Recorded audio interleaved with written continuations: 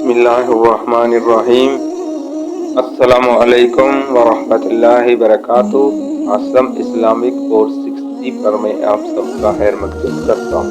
اگر میرے چینل پر نئے ہیں تو پلیز سبسکرائب کر دیں۔ معزز سامعین کرام، السلام علیکم ورحمۃ اللہ وبرکاتہ۔ آج ہم ایک نہایت اہم اور حساس موضوع پر گفتگو کرنے جا رہے ہیں، اور وہ ہے میاں بیوی کے درمیان اخلاق و محبت، اسلام میں نکاح کی اہمیت، اختلافات اور ان کا حل۔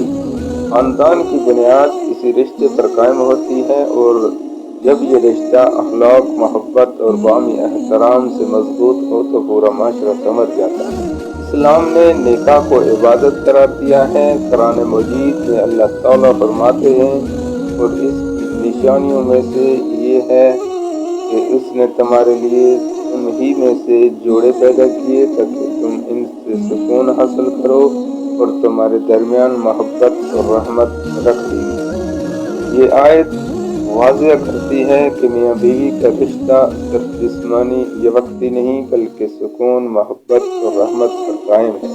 اچھے اخلاق کے بغیر محبت دیرپا نہیں رہتی۔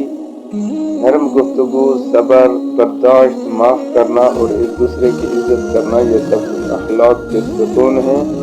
رسول اکرم صلی اللہ علیہ وسلم نے فرمایا، تم میں سب سے بہتر وہ ہے جو اپنے گھر والوں کے لیے بہتر ہو۔ یہ حدیث ہمیں بتاتی ہے کہ حقیقی انسان وہ ہے جو اپنے شریک حیات کے ساتھ اچھے اخلاق کا مظاہرہ کرے۔ محبت کے عملی تقاضے۔ محبت صرف الفاظ کا نام نہیں بلکہ عمل کا تقاضا کرتی ہے۔ ایک دوسرے کی بات توجہ سے سننا، چھوٹی چھوٹی خوشیوں کا خیال رکھنا، اختلاف میں بھی شائستگی برقرار رکھنا، ایک دوسرے کی کمزوریوں کو ڈھانپنا، یہ سب محبت کے عملی مظاہر ہیں۔ محبت میں شکایات کم اور شکر زیادہ ہوتا ہے۔ اختلاف ہر رشتے میں آتے ہیں، مگر مسئلہ اختلاف نہیں، اس کا طریقہ حل ہے۔ غصے میں سخت الفاظ، تانے اور بدگمانیاں رشتے کو کمزور کر دیتی ہیں۔ بہتر یہ ہے کہ غصے کے وقت خاموشی اختیار کی جائے، بات چیت احترام سے کی جائے، ثالثی اور مشورے سے مدد لی جائے، اور سب سے بڑھ کر اللہ سے دعا کی جائے۔ ایک دوسرے کے حقوق کی پہچان۔ اسلام نے میاں بیوی دونوں کے حقوق واضح کیے ہیں۔ شوہر کی ذمہ داری ہے کہ نرمی، انصاف اور کفالت کرے، جبکہ بیوی کی ذمہ داری ہے کہ محبت، تعاون اور گھر کے سکون کا خیال رکھے۔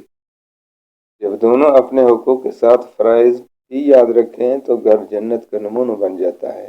آخر میں یہی عرض کروں گا کہ میاں بیوی کے درمیان اخلاق و محبت کوئی ایک دن کا کام نہیں بلکہ روز کی محنت ہے۔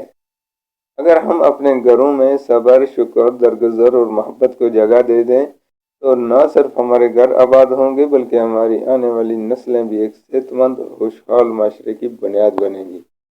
اللہ تعالیٰ ہم سب کو اپنے گھریلو تعلقات کو اخلاق و محبت سے سنوارنے کی توفیق عطا فرمائے۔ آمین یا رب العالمین۔ والسلام علیکم ورحمۃ اللہ وبرکاتہ۔